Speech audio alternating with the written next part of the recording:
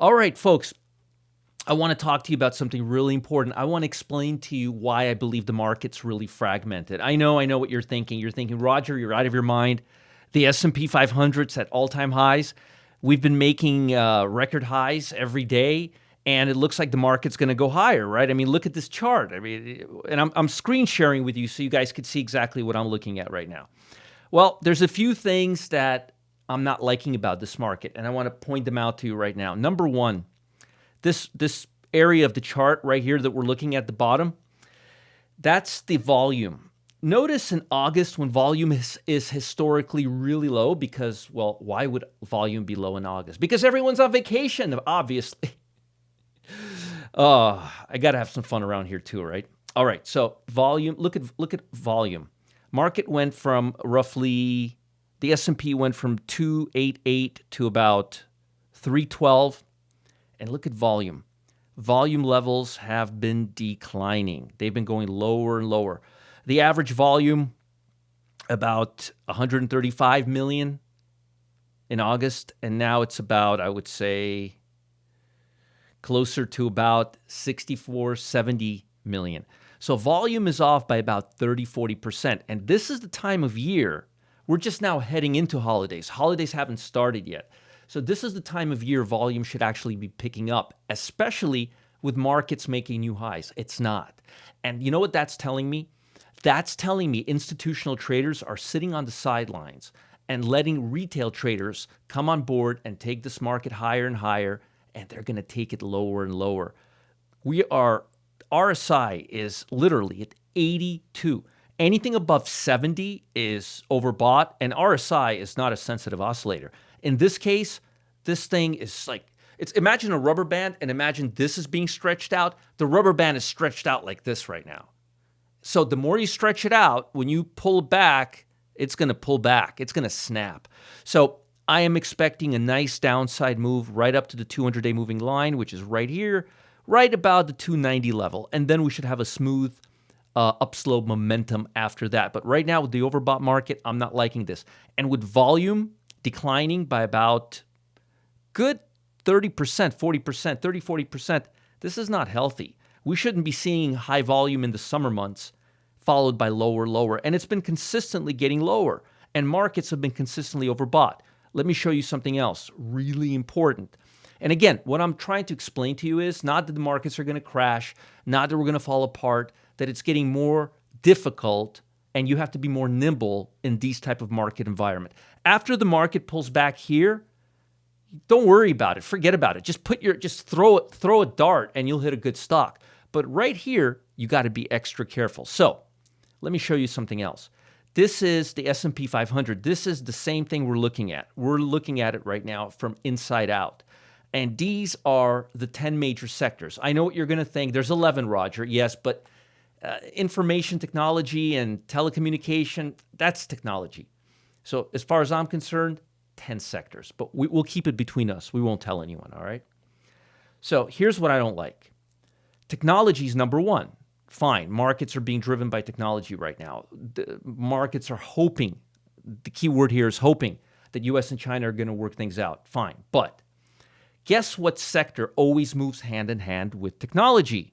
Consumer discretionary. It's in 9th place.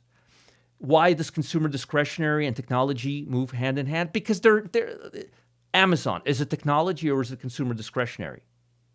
Microsoft, this is a Microsoft computer. Is it consumer discretionary or is it technology? You see what I'm saying here? There's a lot of between technology and consumer discretionary. So it's very hard. Now, some companies are strictly technology. Intel is probably more technology.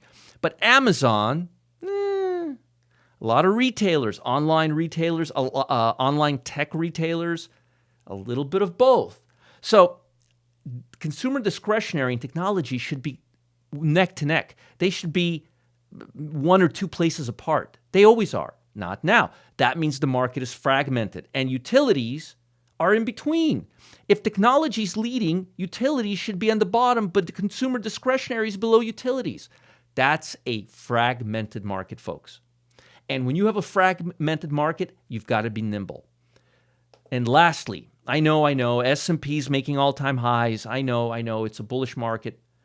Let me show you a wake-up call. If you look at the overall stock market, all 4, 5, 6, 7,000 stocks that are priced over $2, only 55% of stocks are trading above the 200-day moving average. So if you look at the broad market, it's barely bullish.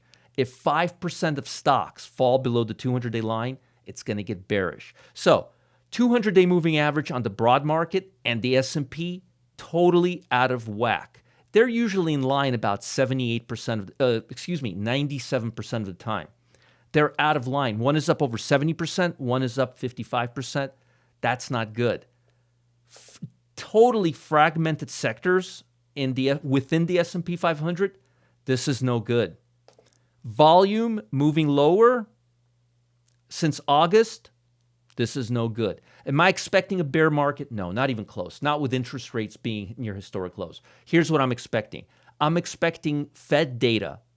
These interest rates lowering sessions the Fed has been giving us, I'm expecting them to have less impact on the overall market. I'm expecting volume to pick up, and I'm expecting markets to cool off, and I'm expecting volatility. This is the S&P volatility, which you're about to see here. This is the VIX, and it was making 2-year lows right around here, and it looks like it's still drifting there, and I believe it's time for volatility to spike, and that'll happen as soon as the S&P 500 starts coming off. So I'm expecting a very soft landing. We need it, folks. We need a soft landing so stocks can propel higher. They don't just go up and up and up and up. It's a cycle. It's a rhythm. Markets have a rhythm. And right now, whenever you have a high amount of fragmentation, when you have huge divergence between momentum levels in the S&P 500 and the broad market, and when you have volume going down and price moving higher, that's telling us that institutional traders are sitting mostly on the sidelines right now. And also keep in mind, the S&P 500 is capitalized weighted, so the bigger stocks have much more say than small caps. So for example, Apple, just to give you a little example here, it has a lot more. Notice it's making new highs. That's influencing the market substantially. So again, if you take away Apple, Amazon, and a handful of other stocks, the S&P 500 will look a lot more like this. This is the small medium cap index. And if you look at it right now, it's not doing anything exciting. It peaked out right here. It's congesting, and it's about to move to the base, coming off overbought levels, and it's going to cause S&P and other stocks to move lower. So again, I'm not expecting a bear market. I'm expecting a fragmented market where you have to be extra nimble, extra careful, and pick stocks only in sectors that give you good defensive play. Hope that helps. Folks, like I said, the markets, well, they're fragmented right now. This isn't the time to simply buy an entire index and just hope it goes up. No. That's not the way to play this market right now. You need to be extra picky with the stocks you buy and continue to be super nimble. That's the word of the day, nimble. You need to limit your exposure to only the very best setups and know when to take profit. That's why I've been focusing my attention on lightning stocks this week. They're proven to make quick upside moves regardless of what the overall market is doing. And I just released my latest batch of lightning trades. If you want to get in on them, it's not too late, but you got to click the button below and sign up now. Talk soon.